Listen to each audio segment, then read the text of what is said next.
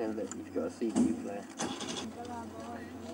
Ladies and gentlemen, welcome to Bratislava. Sa tu narodil. Chodím po meste alebo sedím v MHDčke a premýšľam nad tým, ako cudzinci vnímajú toto mesto. Now this is a view.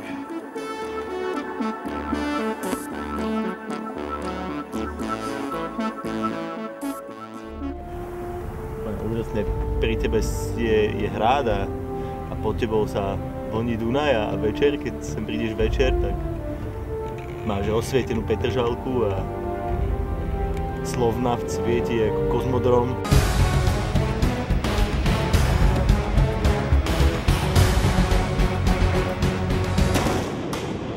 Beautiful buildings, nice churches all around, and a bar and a coffee shop.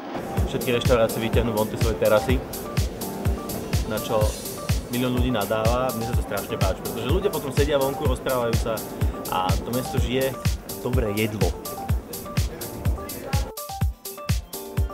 Všade sa má celebrita. Tu má človek vlastne jedinú možnosť v Bratislave reálne sa pozerať na pristávajúce lietadlá, keď prejdú takto ponad teba.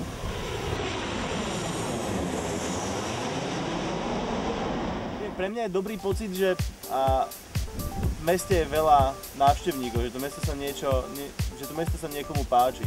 All kinds of nature stuff you can do, so you can be in a city, which is not that big, it's like 600,000, but you can be in a city and enjoy nature at the same time. Dá sa tu behať, na korčuliach je tu strašne veľa ľudí, na bicykloch. Neviem si predstaviť mesto bez tohto miesta. To nábrežie sa zmenilo úplne radikálne. Byť v Bratislave je úžasné. It's really amazing to be here.